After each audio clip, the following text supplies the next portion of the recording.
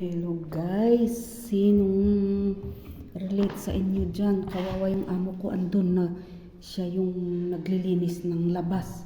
Kasi sinabihan itong kasama ko, tapos sabi niya, trabaho daw ng ano yun, yung taga-maneho.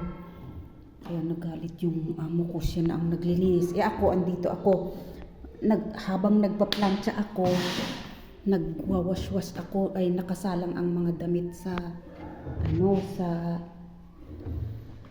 ito, tanggalin ko, tapos isampay ko, tapos tuloy na naman ang plancha. Baka ayun yung maniwala. Ayan, akyat baba ako kasi pag natapos yung washing machine,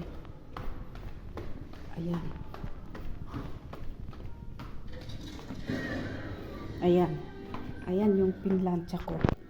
Ilalagay ko sana sa damit ni amo, ito yung puti, tapos may uniform pa na 4, hindi pa ako tapos.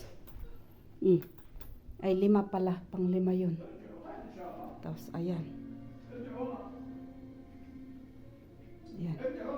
namamlansya ako, kaya lang isampay ko uli yung tara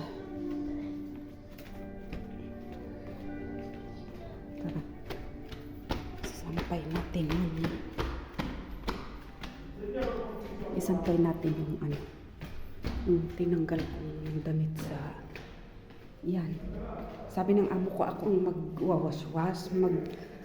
magwawaswas nung sabi ko, nagpa-plancha ako, at saka habang nagpa-plancha ako, nagsasalang ako ng mga damit. Sabi ko kasi 3 araw na hindi ako naglaba, ngayon lang dumating yung sabon, kaya ganon. Ayan, yan lang guys, samahan nyo ako. Ayan, magsasampay na tayo.